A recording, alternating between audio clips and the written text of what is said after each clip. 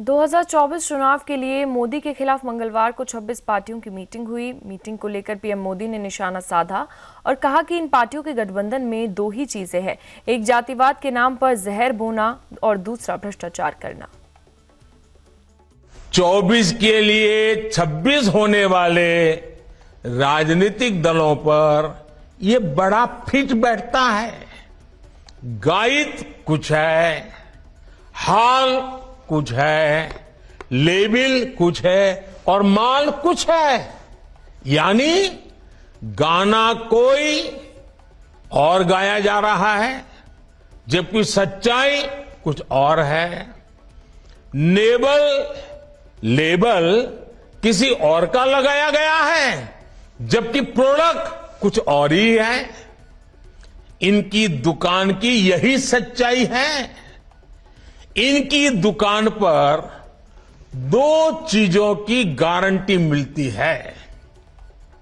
एक तो ये अपनी दुकान पर जातिवाद का जहर बेचते हैं और दूसरा ये लोग असीमित भ्रष्टाचार करते हैं।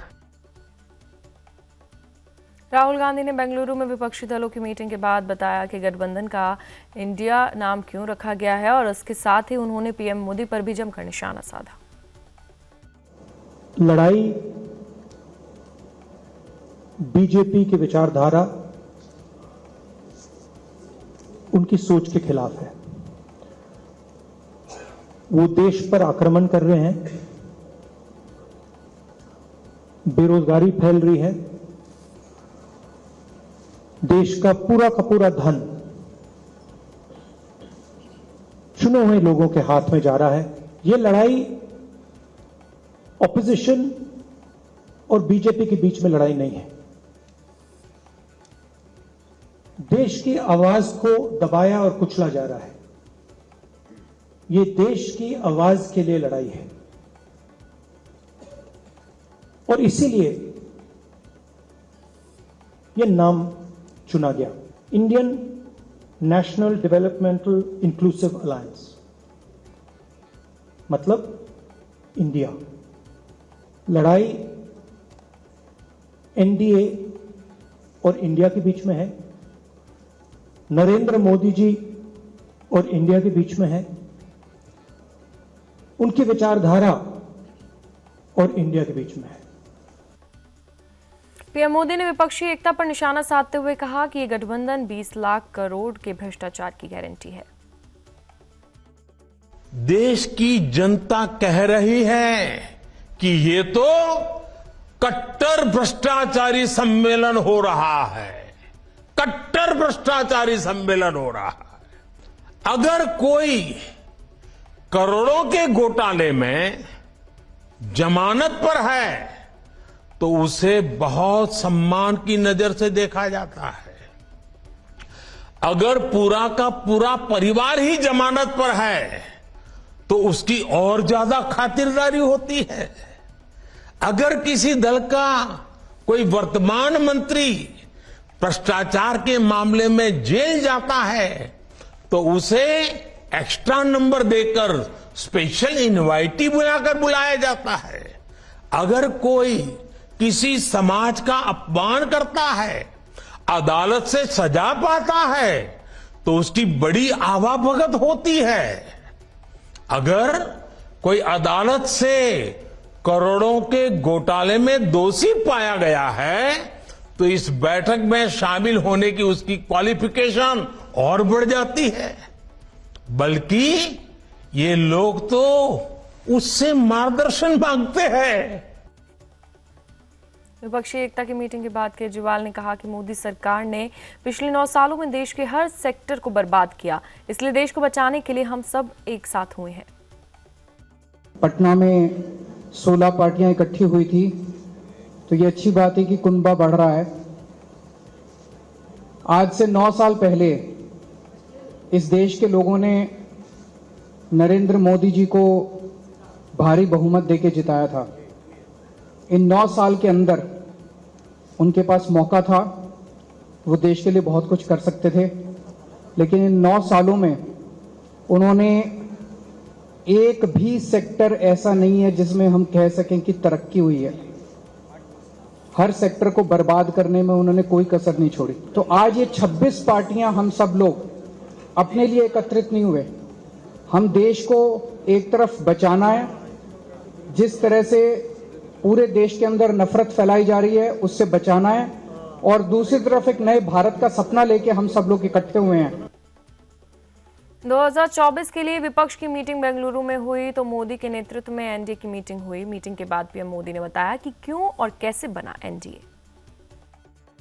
देश में अस्थिरता लाने के लिए गठबंधनों का इस्तेमाल किया। कांग्रेस ने सरकारें बनाई, सरकारें बिगाड़ी।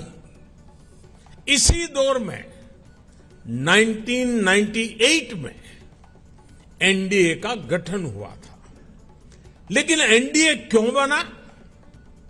क्या तब सिर्फ सरकार बनाना या सत्ता हासिल करना ही एनडीए का लक्ष्य था? आप भी जानते हैं ऐसा नहीं था। हमने सरकारों का विरोध करने के लिए कभी भी विदेशी मदद नहीं मांगी। एक तरफ तो विपक्ष एकता दिखा रहा है तो वहीं दूसरी तरफ विपक्ष में मीटिंग के बाद ही बगावत दिखाई दी। बंगाल में लेफ्ट ममता के साथ जाने के लिए तैयार नहीं है तो केरल में लेफ्ट कांग्रेस के साथ नहीं जाएगी। इसलिए सीताराम येचुरी ने कहा कि जमीन पर जहां संभव हो पाएगा वहां होगा और जहां संभव नहीं वहां नहीं हो पाएगा। वो अपने प्रचार करते रहे। वहां पर जमीन पर जो लड़ाई जो हो रही है वो चल रही है, और वो जमीन पर जो लड़ाई हो रही है वहां पर वो राजनीतिक लड़ाई वो चलेगी। अब वो केरल के जिक्र नहीं किए, शायद आगे को करेंगे। हाँ, केरल में ये दोनों फ्रंटों के बीच में ये टकराव है, और इसी टकराव के चलते हुए भाजपा को एक भी एमएलए सीट नहीं मिलती वहाँ। तो अब ये ठोस वास्तविकता है इस राज्यों में। लेकिन सर, क्या ग्रास रूट लेवल पर वर्कर्स अलाइन कर पाएंगे एकदम कॉन्ट्रडिक्टरी आइडियोलॉजी? जहाँ पे संभव है, परिस्थिति है, वो हो पाएगा। जहाँ पे नहीं है। बेंगलुरु में मीटिंग के बाद कांग्रेस अध्यक्ष खड़गे ने बताया कि विपक्ष की अगली मीटिंग मुंबई में होगी और वहीं पर विपक्षी गठबंधन का संयोजक तय किया जाएगा। कि कौन इसको लीड करेंगे और कौन इसको आगे बढ़ाएंगे। इसीलिए मैंने इसमें कहा था कि हम एक कोऑर्डिनेशन कमेटी 11 लोगों की बना रहे हैं।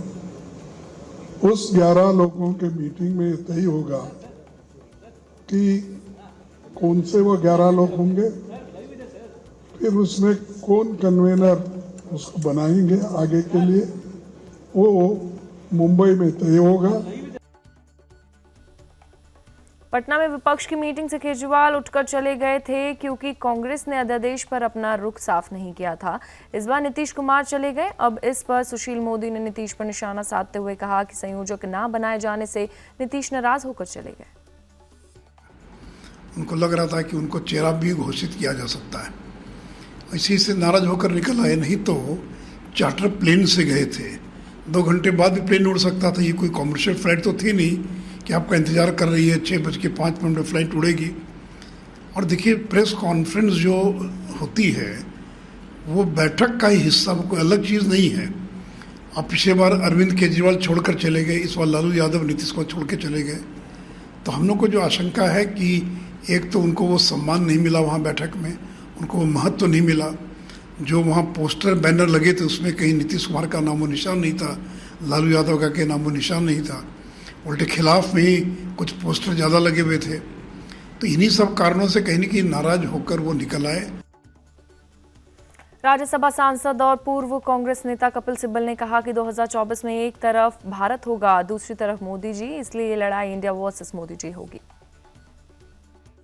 हिंदुस्तान में अगले 2, 4, 6 महीने 8 महीने में जो बहस होगी चुनाव से पहले, तो उसमें एक तरफ तो भारत होगा और दूसरी तरफ मोदी जी होंगे। तो ये लड़ाई इंडिया वर्सेस मोदी जी हो जाएगी, क्योंकि ये सारे जो लोग यहाँ हैं वो उस इंक्लूसिव इंडिया के लिए लड़ रहे हैं जो संविधान में लिखा हुआ है। और वो मोदी जी उस एक्सक्लूसिव इंडिया के लिए लड़ रहे हैं जो 2 आदमियों का एक्सक्लूसिव इंडिया है। लड़ाई तो इन चीजों की है।